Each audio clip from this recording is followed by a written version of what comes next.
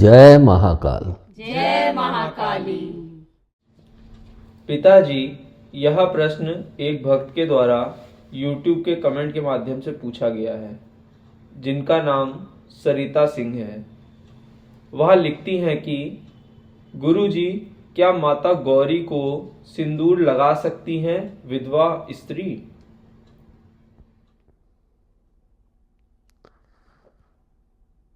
बस जी। जैसा कि आपने प्रश्न पूछा, उस हिसाब से आपका प्रश्न पूरी तरह से क्लियर नहीं है। गौरा जी एक तो मंदिरों में जैसे मूर्ति रूप में रखी जाती हैं, घरों में भी लोग जैसे शिव पार्वती जी को रखते हैं मूर्ति रूप में। एक गौरा जी मैंने देखा है कि घर मेरे यहाँ दादी के समय से ही, मतलब बचपन से ही मैं देखता आया हूँ। एक छोटी सी पीतल की कटोरी में और गाय के गोबर से गौरा जी बना के रखी गई थी और वे काफ़ी टाइम तक रखी थी। जहाँ तक मुझे याद है कि जब तक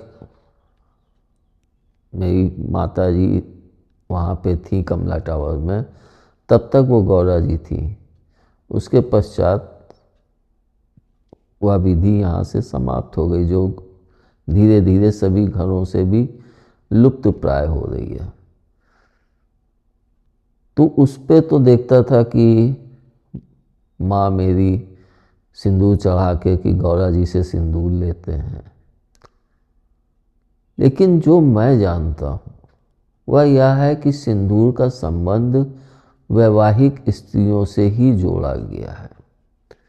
सिंदूर विवाहित स्त्रियां ही भरती हैं, जिसको मैंने अपने कई वीडियो में बोला भी है कि कोई भी कुंवारी कन्या सिंदूर नहीं भरती है, ना कोई विधवा स्त्री। हाँ, चूड़ी पहनती है, लेकिन एक तरह से देखें तो इसका बहुत बड़ा वैज्ञानिक प्रभाव भी होता है।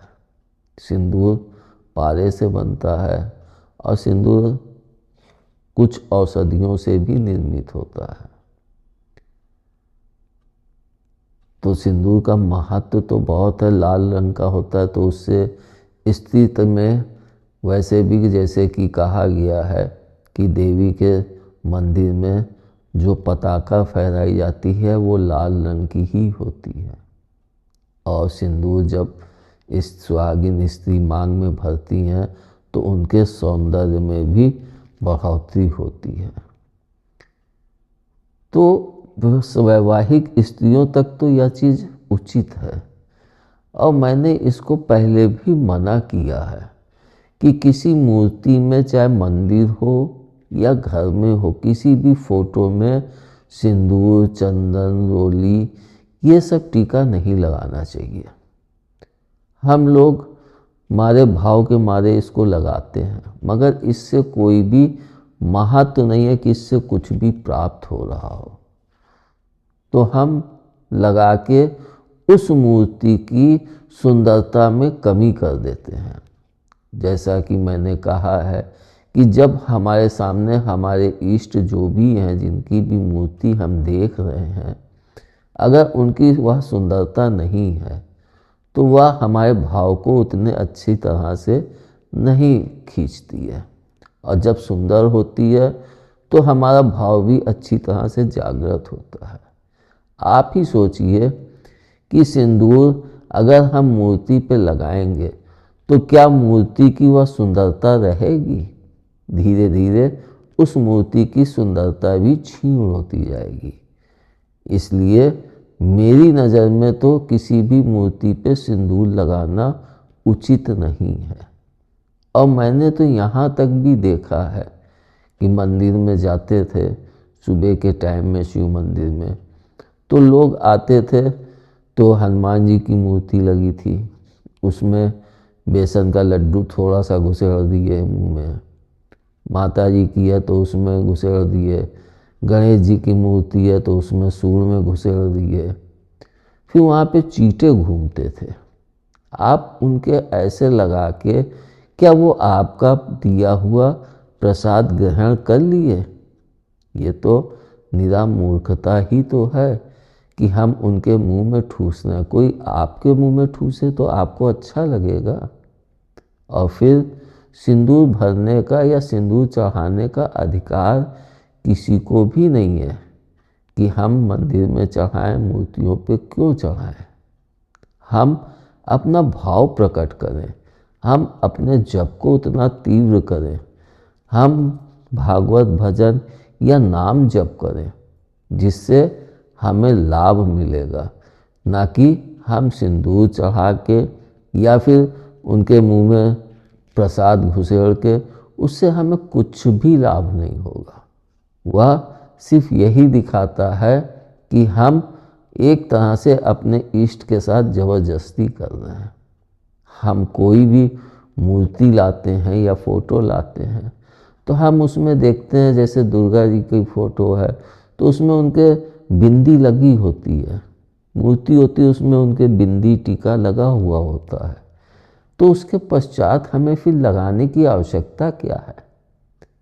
मैं तो यहाँ तक कहता हूँ कि जैसे आपने प्रभु को या माँ को खूब अच्छे से सुंदर से वस्त्र पहनाए हैं तो आप फूल उनके चरणों में चढ़ाइए और वहाँ पे फूल से श्रृंगार कीजिए, लेकिन उनके वस्त्रों पे मत चढ़ाइए। कुछ फूल रंग छोड़ते हैं जिससे वस्त्रों की आभा भी समाप्त होने लगती है। तो हम अपने भाव को व्यक्त कर रहे हैं, ना कि अपने भाव के साथ जबरदस्ती कर रहे हैं कि हम माँ को सिंदूर चढ़ाएं तभी हमारी इच्छा की पूर्ति होगी। ऐसा नहीं है।